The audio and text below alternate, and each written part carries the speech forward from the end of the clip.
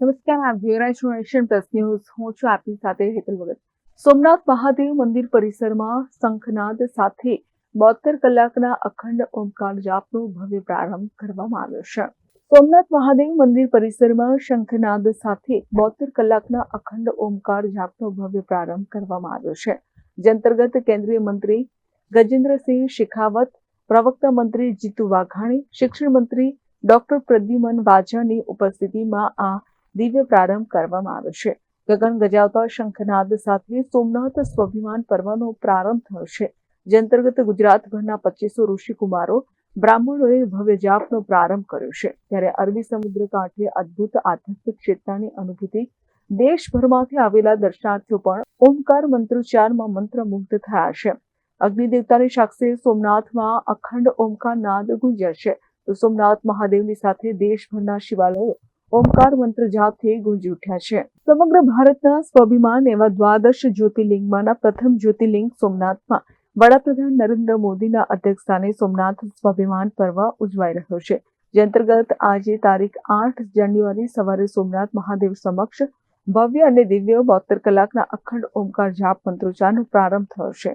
કેન્દ્રીય મંત્રી ગજેન્દ્રસિંહ શેખાવતની ઉપસ્થિતિમાં ગગન ગજાવતા શંખનાદ અને શિવજીને પ્રિય તાલવાદ્ય એવા ડમરૂના નાદ સહિત અખંડ ઓમકારના ગુંજારો સાથે સોમનાથ સ્વાભિમાન પર્વનો પ્રારંભ થયો છે. ત્યારે સ્વયંના અંતરનો નાદ એટલે ઓમકાર, સ્વમાં તલ્લીન કરી પરમ ચેતનાને ઉજાગર કરતો નાદ એટલે ઓમકાર નાદ. સોમનાથ સ્વાભિમાન પર્વ અંતર્ગત ગુજરાતભરમાંથી સોમનાથ પધારેલા આશરે 2500 જેટલા ઋષિકુમારો દ્વારા 72 કલાક સુધી અખંડ ઓમકારનો નાદ ગુંજશે, જેના પ્રથમ સત્રનો ભવ્ય પ્રારંભ થયો છે. આ સાથે સૌરાષ્ટ્ર, કચ્છ, ગુજરાત સહિત દેશના શિવાલયોમાં સોમનાથ સ્વાભિમાન પર્વ અંતર્ગત ઓમકાર જાપનું પઠન કરવામાં આવ્યું હતું. પવિત્ર યજ્ઞની સાક્ષી શંખનાદ, ડમરૂના નાદ અને ઋષિકુમારો દ્વારા સતત ઉચ્ચારાયેલા પવિત્ર ઓમકાર નાદથી સમગ્ર વાતાવરણ અધ્યાત્મ ભર્યું બન્યું હતું. ઋષિકુમારો સાથે આ ઓમકારના પવિત્ર નાદમાં યાત્રાળુઓ પણ ભાવપૂર્વક જોડાયા હતા. મંત્રીઓએ પણ પ્રતિકરૂપ શંખ વગાડી ઋષિકુમારોના ઉત્સાહમાં વધારો કર્યો હતો. ત્યારે કેન્દ્રીય મંત્રી ગજેન્દ્ર શેખાવત, મંત્રી જીતુ વાઘાણી, મંત્રી પ્રદ્યુમન વાજા સહિત મહાનુભાવો પણ ऋषिकुमारों સાથે ओमकार जापમાં બેસ્યા છે. का साल और भी अधिक प्रासंगिक इसलिए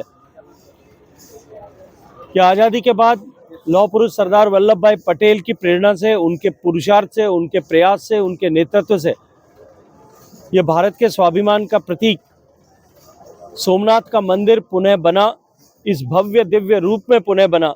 उसे भी 75 साल पूरे हुए हैं. तो अब आज का दिन निश्चित रूप से प्रासंगिक है.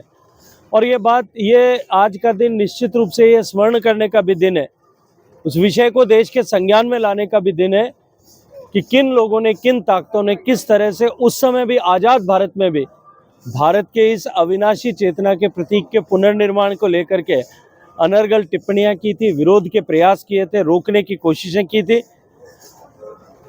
निश्चित रूप से भारत के लोगों को इस इतिहास के साथ में जोड़ने, 1000 साल की इस यात्रा के साथ में जोड़ने और जुड़ने का ये अनुपम अवसर माननीय प्रधानमंत्री जी की प्रेरणा से मिल रहा है. હું વડોદરાથી આવું છું કાયાવરોહણ.